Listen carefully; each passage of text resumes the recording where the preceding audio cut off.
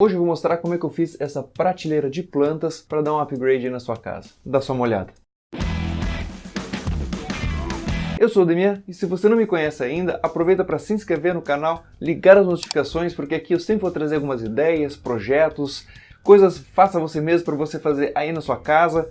Vou tentar sempre simplificar ao máximo para qualquer pessoa conseguir fazer com o mínimo de ferramenta possível e dar aí um upgrade no cafofo. E esse projeto que eu tenho aqui é uma prateleira para colocar plantas, bebidas ou o que você quiser, tanto faz. Ela é um pouquinho complicada de fazer porque as peças são redondas e tal, então às vezes furar pode ser um pouquinho desafiador, mas o resultado dela é bem interessante, ela é moderna e tal, parece uma escadinha inclinada. Eu tive algumas dificuldades de fazer as peças, que no final do vídeo eu vou mostrar ela, então se você quiser saber quais são os possíveis problemas que você vai ter, fica até o final desse vídeo, porque lá eu vou dar umas dicas de como poderia ser feito de forma mais fácil. A lista de materiais eu vou deixar tudo aqui na descrição desse vídeo e também um projeto para você saber exatamente onde colocar os furos, o tamanho das peças e poder fazer aí na sua casa. Então bora começar esse negócio que tem bastante trabalho pela frente. Para fazer essa estante, eu vou usar cabo de enxada, que tem 38 mm de diâmetro, e vou usar também cabos de vassoura com 22 mm de diâmetro. Esses cabos eu vou emendar um na ponta do outro assim, ó, para fazer um cabo inteiro de 2,40 m. Na verdade, ele não vai ter exatamente 2,40 m, porque eu vou ter que tirar um pedacinho para fazer a emenda, e ele vai acabar com 2,30 m. Se na região que você mora tem alguma madeireira que faça esses cabos, tenta ver se eles já não fazem inteiro com 2,40 m, que vai facilitar bastante a sua vida. Aqui onde eu moro, infelizmente, as madeireiras não estavam muito empolgadas em fazer esse tipo de material, então eu vou ter que acabar emendando um cabo de enxada no outro mesmo. E para emendar um cabo de enxada no outro, a ideia que eu tive aqui é fazer um corte em L aqui nessa ponta e na outra ponta também outro corte em L. E aí eu vou emendar as duas peças e passar dois parafusos de 8 mm iguais esse aqui. As prateleiras que eu vou usar são essas pequenas tabuletas de 30 por 30 que vão ficar encaixadas entre os cabos de vassoura que vão ser colocados aqui na prateleira. Eu percebi uma coisa nesses cabos, nem todos têm exatamente 1,20 m e todos eles, os 6 cabos, precisam ter exatamente 1,20 m de comprimento a partir da extremidade dessa parte redonda, porque se um deles for um pouquinho maior, a sua prateleira vai sair meio enviesada. E para saber se todos os meus cabos estão exatamente com 1,20 m ou não, eu vou encostar essa parte redonda na parede e medir da parede até a ponta se tem exatamente 1,20 m. Se estiver passando de 1,20 m, o que é mais normal, eu vou cortar o excesso. A primeira coisa que eu fiz foi separar todos os cabos vassouras em ripas de 40 centímetros. Como o cabo de vassoura tem 1,20 m, cada um eu dividi por 3. E o próximo passo é achar um eixo da madeira onde eu vou colocar todo o alinhamento de furos. Isso é bem fácil de fazer, é só apoiar uma régua sobre uma superfície plana contra a madeira e fazer o risco do eixo. Tenta manter todos os riscos alinhados para não ficar torto no meio do caminho. E cuidado também se a madeira for um pouco empenada, deixa ela bem apoiada contra toda a superfície plana. E agora eu vou começar a marcação dos furos. É importante que os furos sejam riscados exatamente no lugar deles, porque você vai acumulando marcações. E se errar já no início ou for fazendo vários pequenos erros, lá no fim esse erro acumulado vai ficar enorme. E para facilitar minha vida depois, na hora de juntar as peças, eu fiz uma pequena marca com uma letrinha para eu saber qual é par de qual, porque depois que tiver tudo furado, você pode ficar um pouquinho confuso. E agora é só prender a madeira bem firme no canto da mesa, tomando cuidado para ela ficar bem alinhada, que vai começar a diversão. Furar todos os cabos de enxada. Uma dica que às vezes funciona é um pouco antes de chegar no fim do furo, você para de furar, vira o cabo e começa a furar pelo outro lado. Isso evita que a saída da broca machuque e rasgue toda a madeira. No meu caso, nem sempre isso deu certo porque a madeira é bem fibrosa, mas pode ser que ajude para você. Então eu apoiei os cabos depois de todos furados contra a bancada para fazer o risco onde vai ser feito o corte em L com o serrote. Como o pau tem 38 mm de diâmetro, é só apoiar e riscar no 19. Depois só prender a madeira ao lado da bancada, marcar os 10 centímetros até o fim do corte e começa agora a peça do serrote. Corta, corta, corta, corta, corta, corta. Essa acho que é a parte mais difícil de todo o projeto. Meu Deus do céu.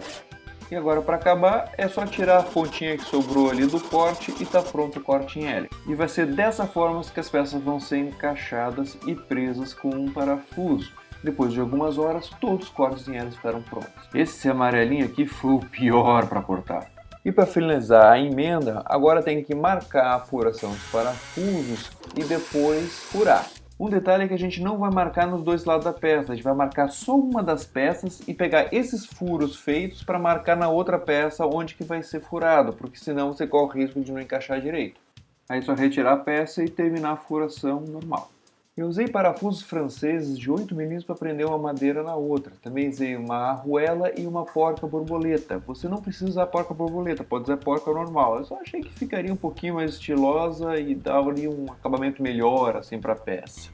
E agora começa aquela parte que todo mundo adora, que é lixar as peças e dar acabamento. Mas o bom disso é que se por acaso lascou alguma coisa ou outra na hora de fazer as furações, a lixa esconde esses detalhes e no fim a peça acaba ficando toda muito boa, com acabamento legal.